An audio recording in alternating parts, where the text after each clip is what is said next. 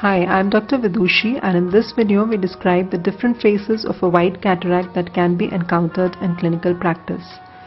Now, one of the most difficult things in the management of a white cataract is the capsule management because of the positive endolenticular pressure, poor visualization of the anterior capsule, and the fact that sometimes the capsule may be thick, friable, calcified or fibrotic in these cataracts, which makes capsulorhexis extremely difficult. Now, as you can see here, this is a white cataract with milky fluid inside, and as soon as we initiate a capsulorhexis, we see the Argentinian flag sign or a torn anterior capsule. One may make many attempts to salvage this capsule and to convert it into something like a capsulorhexis, but the case from here on becomes extremely difficult. So the best way to manage these cases is to do some sort of a capsular dye staining, which makes the capsulorhexis much easier. And as soon as we see the egress of milky fluid, we must aspirate it using either a cannula or an irrigation aspiration probe of the phaco machine or the phaco itself, so that the positive endolenticular pressure is decreased, and then tamponade it with viscoelastic. And as you can see here, the rhexis has been successfully completed. This is one of the most difficult steps in the management of a white cataract. The dye staining can be done using the ultimate soft chill technique, where we first inject viscoelastic into the anterior chamber, then create a pocket of BSS underneath the viscoelastic and stain the dye in this pocket of BSS, which then makes the subsequent capsulorhexis much easier. Now here again, this is a milky white cataract, and after tamponading the cataract with viscoelastic, we initiate a capsulorhexis. Here no dye has been used, and the rhexis can be performed without a dye as the surgeon gains experience, but we see a lot of milky fluid that has come out, which needs to be aspirated using a cannula. The positive endolenticular pressure needs to be counteracted repeatedly by injection of dense viscoelastic into the anterior chamber so that the rhexis does not run away. And after that we can again proceed with the capsulorhexis. Now in this case we see a case that has had previous radial keratotomy with a white cataract, and again, as the surgeon gains experience, a capsulorhexis can be performed without using a capsular dye, but this must only be done once we are comfortable doing this procedure, otherwise a dye is normally recommended. Because the positive endolenticular pressure poses special challenges in these white cataracts, several other techniques have also been described. For example, the use of an ND-YAG laser preoperatively to create an opening in the anterior capsule, which allows the egress of milky white fluid from the white cataract, thus reducing the endolenticular pressure and making the subsequent capsulorhexis during the surgery much easier.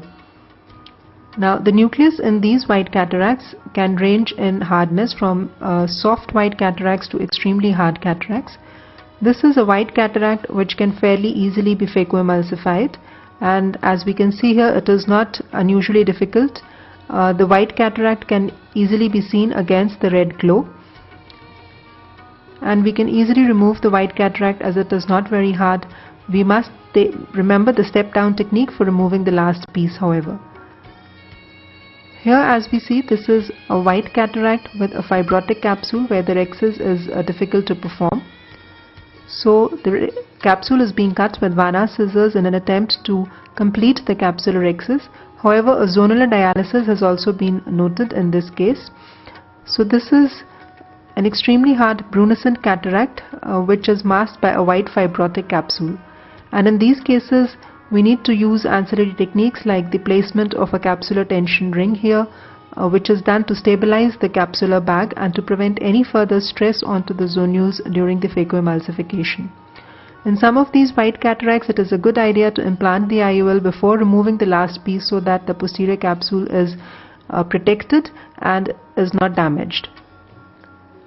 Now, there are many other variants of a white cataract. This is a traumatic white cataract in a young adult caused by a thorn injury, and there is a pre-existent anterior capsule opening, and therefore no capsulorhexis has been performed. The soft white cataract can easily be removed using just the irrigation aspiration, and now the opening in the anterior capsule is clearly seen.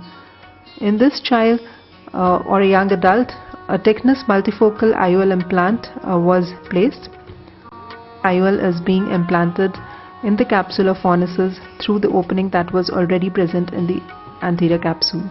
In all these cases, as it is quite likely that we would have used a lot of viscoelastic, it is extremely important to remove all the viscoelastic from the capsular bag, especially from under the IOL as well. Now this is another variant of a white cataract, which is a cataract caused in a case of chronic uveitis. This is a cataract which also has a small pupil due to posterior synechiae. After the injection of Helon 5 into the anterior chamber, we use two Kuglin hooks to stretch the small pupil and to enlarge it in an attempt to be able to perform phacoemulsification. This kind of a pupillary stretch technique is used only in a very few selected cases, because one, it may cause permanent enlargement of the pupil, and secondly, this releases prostaglandins into the anterior chamber, which causes postoperative inflammation. Besides, this technique is only useful in cases of fibrotic irides, as are seen in the cases of chronic uveitis, and should never be attempted in small pupils due to floppy iris. Here the fibrotic capsule capsulorhexis is being performed without using a capsular staining dye. Of course, this should only be done once we have had sufficient experience and are confident about performing this sort of a capsulorhexis without a dye. Now this is another variant where the cataract is extremely hard and calcified and has been removed actually using a vitrectomy probe, and such kind of dense, hypermature calcified cataracts can still sometimes be encountered.